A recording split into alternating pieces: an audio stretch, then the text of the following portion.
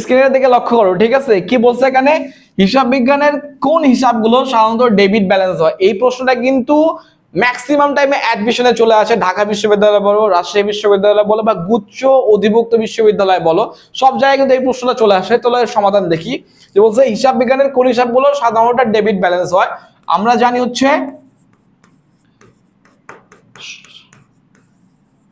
ব্যয়, সম্পদ এবং উত্তোলন।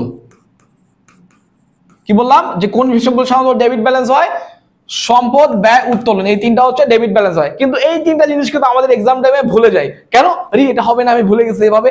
তো এই ভুলার যে আমরা ভুলে যাচ্ছি, এই ভুলে যেন না যাই, তার জন্য আমি একটা সহজ টেকনিক দেই। কি বললাম, দেখো সহজ টেকনিকটা কি? সহজ টেকনিকটা হচ্ছে সবও। তোমরা যদি সবও হচ্ছে ডেবিট ব্যালেন্স, কি বললাম, সবও সবসময় ডেবিট ব্যালেন্স হয়। সয় হচ্ছে সম্পদ, বয় হচ্ছে ব্যয়, হস্য হচ্ছে উত্তোলন। কি বললাম, এই সবও কথা যদি মনে রাখো, তাহলেই তোমাদের কোন জিনিসগুলো ডেবিট ব্যালেন্স হিসাব বিজ্ঞানের মনে রাখতে পারবা। আবার দেখো, সবও, সয়ে সম্পদ, বয়ে ব্যয়, হস্য হচ্ছে উত্তোলন। তো তোমরা যদি এই টেকনিকটা মনে রাখো, তাহলেই তোমাদের আর কখনো ভোলার সম্ভাবনা থাকবে না। তো কি বললাম, হিসাব বিজ্ঞানের কোন হিসাবগুলো সাধারণত ডেবিট ব্যালেন্স হয়? সবও, সয় সম্পদ, বয়ে ব্যয়, হস্য উত্তোলন। তো ধন্যবাদ সবাইকে।